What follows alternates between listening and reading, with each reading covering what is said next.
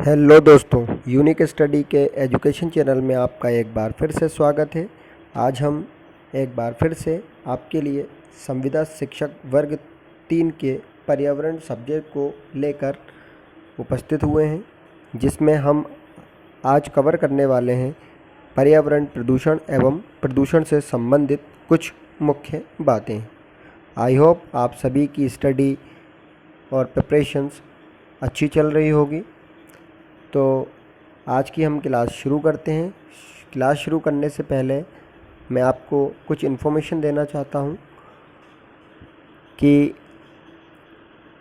यदि आपने प्रीवियस जो मॉडल प्रैक्टिस सेट डाउनलोड नहीं किया है, सेट 1, क्योंकि वो हमने लास्ट वीडियो के डिस्क्रिप्शन में उसका लिंक दिया हुआ था, वहाँ से डाउनलोड कर सकते हैं।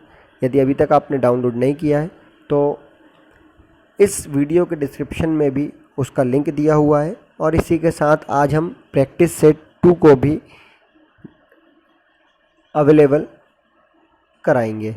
तो उसका भी लिंक डिस्क्रिप्शन में दिया जाएगा, वहाँ से आप इजीली डाउनलोड कर सकते हैं। यदि आपको डाउनलोड में या लिंक काम नहीं कर रही है, ऐसी कोई समस्या आती है, तो आप हमें कमेंट्स करें।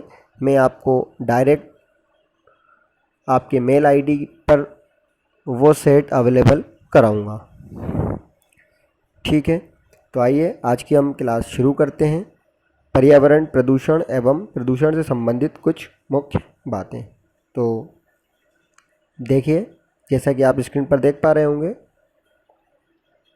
तो पहला क्वेश्चन है, भारत तथा दूसरे देश में प्रदूषण को रोकने के लिए बनाए गए नियम का प्रयोग रोकता है। तो वो है प्लास्टिक के थैले।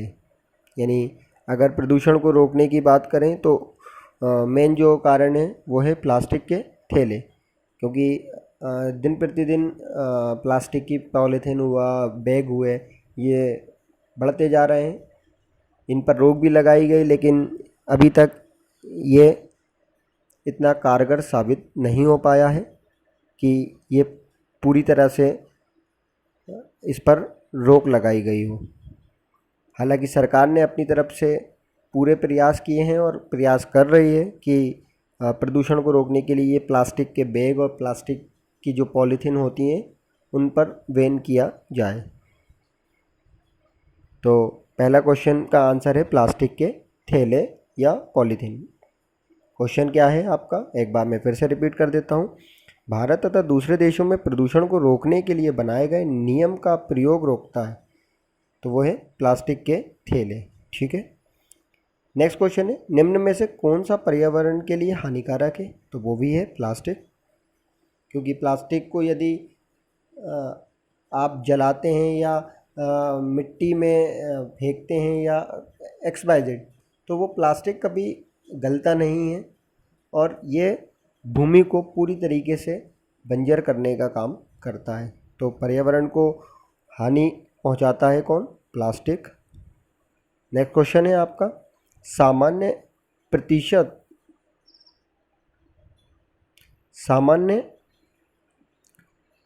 प्रशीतन कारक क्लोरोफ्लोरोमेथिन, फ्रेऑन एवं एनो एक गंभीर प्रदूषक है। ये क्या है?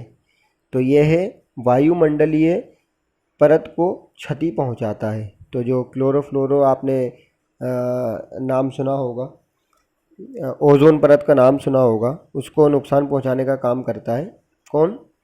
वायुमंडलीय परत को क्षति पहुंचाता है क्लोरोफ्लोरोकार्बन। ठीक है, नेक्स्ट है, ग्रीन हाउस प्रभाव किसके कारण होता है? तो ये है वायुमंडल में CO2, SO2 तथा CH2 के कारण। ग्रीन हाउस प्रभाव जो होता है वो इन 3 गैसों के कारण होता है। ठीक है, नेक्स्ट क्वेश्चन है, ओजोन परत पतली या नष्ट हुई है। तो ये क्या है? अंटार्कटिका में ओजोन परत जो नष्ट हुई है या पतली हुई है वो कहाँ पर हुई है? अंटार्कटिका में।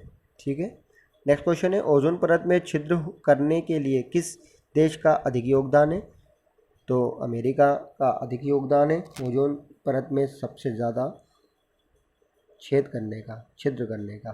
ठीक है। नेक्स्ट क्वेश्चन है, कार्बन मोनोऑक्साइड यानी CO मनुष्य के लिए हानिकारक है क्योंकि ये क्या करती है? ऑक्सीजन से प्रतियोगिता करती है और हीमोग्लोबिन से क्रिया करती है। ठीक है, यहाँ पर प्रतियोगिता ना होके प्रतिक्रिया है, ये टाइपिंग मिस्टेक है, आप इसको सुधारिएगा। तो ये क्या है? ऑक्सीजन से प्रतिक्रिया करती है और हीमोग्लोबिन से क्रिया करती है। ठीक है। नेक्स्ट है, अम्ल वर्षा यानी एसिड रेन का मुख्य कारण है, तो वो है सल्फर डाइऑक्साइड तथा नाइट्रोजन ऑक्साइड। नेक्स्ट क्वेश्चन है, पृथ्वी पर जीवन के अस्तित्व को सबसे बड़ा भय है वनों के कटाव के कारण। तो इसका क्या है? विकिरण के कारण यानी रेडिएशंस के कारण। ठीक है, रेडिएशन मतलब जो मोबाइल से हमारे रेडिएशंस निकलते हैं, हम किसी को कॉल लगाते हैं या हमारे पास कोई कॉल आता है या इंटरनेट से जो आप जानकारी प्राप्त कर रहे हैं, तो ये सब किसके माध्यम से हो पा रहा है? ये सिग्नल्स के माध्यम से। ये सिग्नल्स जो होते हैं वो रेडिएशंस पर कार्य करते हैं। रेडिएशंस, मोबाइल जो होता है रेडिएशन छोड़ता है। तो पृथ्वी पर जीवन के अस्तित्व में सबसे बड़ा भय काय का है? रेडिएशंस का। ठीक है, तो आइए नेक्स्ट क्वेश्चन की ओर चलते हैं। वर्तमान में ग्रीन हाउस गैस की सांद्रता बहुत अधिक हो गई है, इसका कारण है? तो इसके कई कारण हैं, तो आप एक एक करके जैसा कि देख पा रहे होंगे स्क्रीन पर।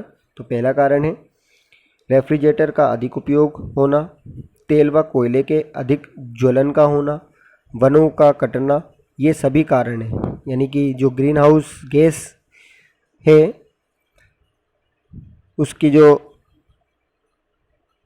प्रभाव पड़ता है वो किसके कारण पड़ता है? इन सभी के कारण।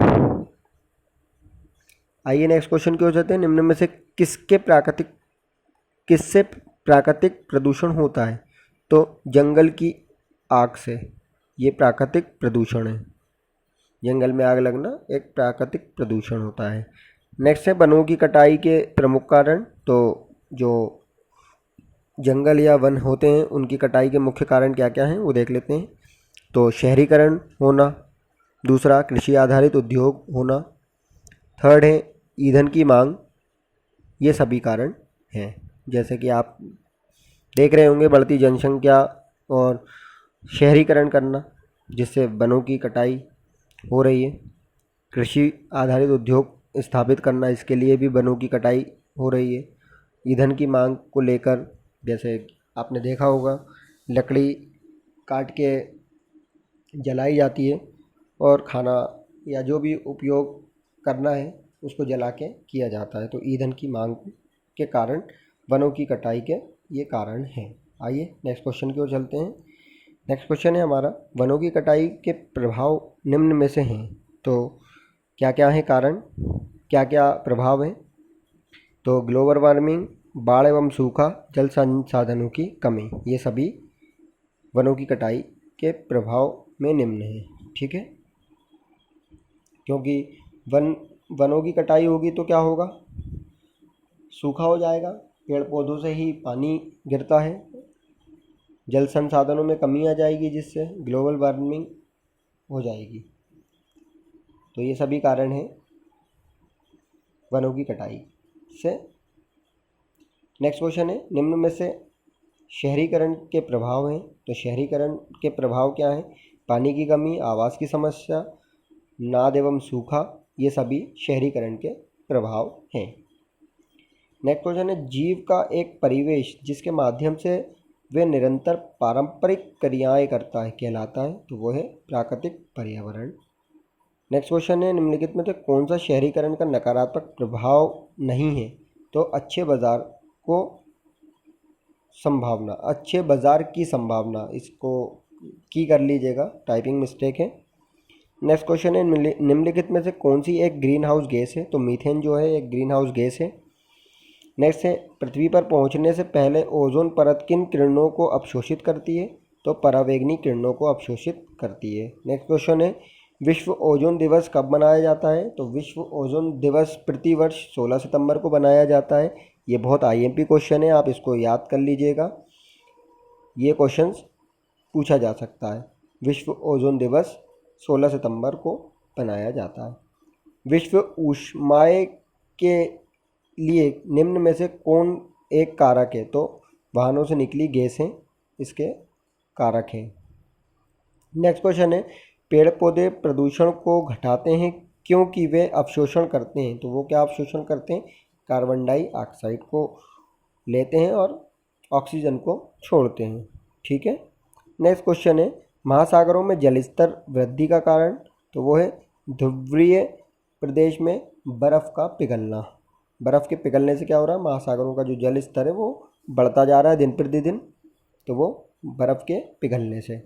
नेक्स्ट क्वेश्चन है, वातावरण में अत्यधिक हानिकारक सल्फर मिश्रित गैस है। तो वो है SO2। 24 मोस्ट IMP क्वेश्चन, विश्व पर्यावरण दिवस कब मनाया जाता है? तो हाल ही में अभी पर्यावरण दिवस निकला है 5 जून। तो 5 जून को विश्व पर्यावरण दिवस मनाया जाता है। ये बहुत IMP क्वेश्चन है। तो नेक्स्ट है हमारा लास्ट क्वेश्चन, निम्न में से कौन विश्व ऊष्मायन का कारण है? तो वो है वायु प्रदूषण। तो ये थे आज के हमारे टॉप 25 क्वेश्चंस। आशा है कि आपको ये सभी क्वेश्चंस पढ़ने में मज़ा आया होगा। यदि इसमें आपको कोई भी दिक्कत परेशानी हो तो आप मुझे कमेंट्स कर सकते हैं। और अभी तक आपने हमारा चैनल सब्सक्राइब नहीं किया है तो एक बार फिर से रिक्वेस्ट करता हूं कि प्लीज़ हमारे चैनल को सब्सक्राइब करें और ज़्यादा से ज़्यादा शेयर करें।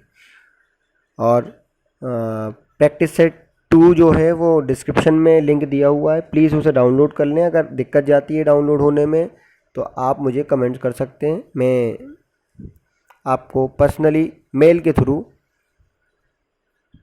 प्रैक्टिस सेट अवेलेबल कराऊंगा। Thank you for watching.